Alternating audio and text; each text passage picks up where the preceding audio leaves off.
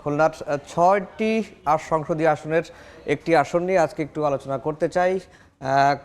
খুলনা বিভাগের যে আসনগুলো রয়েছে এর মধ্যে খুলনা জেলায় ৬টি আসন, ৬টি আসনের মধ্যে খুলনা ২-এর এটি আসলে অবস্থিত হচ্ছে যে জাতীয় সংসদের ১০০ নম্বর এটি আসন এবং এটি সদর আসন হিসেবে পরিচিত। মোট ভোটার ৩,৩১,৯৯৫ জন, পুরুষ ভোটার ১,৩৬,৯০২ জন, আর নারী ভোটার রয়েছেন ১,৬৭,৮৬৩ জন। মোট ভোট কেন্দ্র এই আসনের ১৫৭টি। এই আসনের এখন পর্যন্ত যারা লড়ছেন, বিএনপির প্রার্থী হিসেবে নজরুল ইসলাম মঞ্জু, তিনি মহানগর বিএনপির সাবেক সভাপতি, সাবেক এমপি। এর পরে জামাতের প্রার্থী রয়েছেন অ্যাডভোকেট জাহাঙ্গীর হোসেন হেলাল, বাংলাদেশ জামাত ইসলামের প্রার্থী, তিনি মহানগর জামাতের সেক্রেটারি। এরপরে রয়েছেন এনসিপির যুগ্ম সদস্য সচিব ফরিদুল হক, তিনি এই আসনে প্রতিদ্বন্দ্বিতা করছেন। আর যেটি আমরা এই আসনটি নিয়ে আরেকটু বিস্তারিত আলোচনা করতে চাই, সেখানে আছেন সহকর্মী আব্দুল আল মামুন রুবেল। এই আসনের আসলে ভোটের হালচাল কি? আমরা দেখলাম যে বিএনপি এবং জামাত, এনসিপির ৩ দলের প্রার্থী কিন্তু হেভিওয়েট।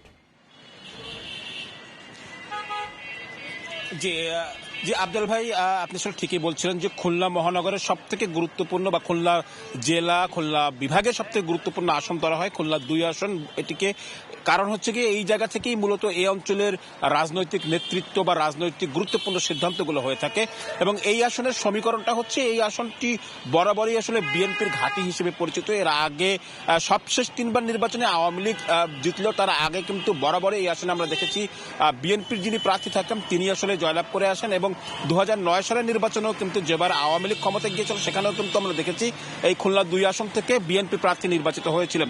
তো এখানে আমরা দেখছি যে এবছরও খুলনা বিএনপিতে নজরুল ইসলাম মঞ্জু, তিনি আসলে এখানে মনোনয়ন পেয়েছেন, যিনি দীর্ঘদিনের জনপ্রিয় ব্যক্তিত্ব। অন্যদিকে জামাত ইসলাম থেকেও কিন্তু এখানে হাড্ডাহাড্ডি লড়াইয়ের কথা বলা হচ্ছে এবং ২ প্রতিদ্বন্দ্বী প্রার্থী কিন্তু আমরা প্রচারণা দেখেছি। জামাত ইসলামের অ্যাডভোকেট জাহাঙ্গীর হোসেন হেলাল, যিনি কিন্তু খুলনা মহানগর জামায়াতের সেক্রেটারি, তিনি কিন্তু আগে একজন কাউন্সিলর হিসেবে ছিলেন।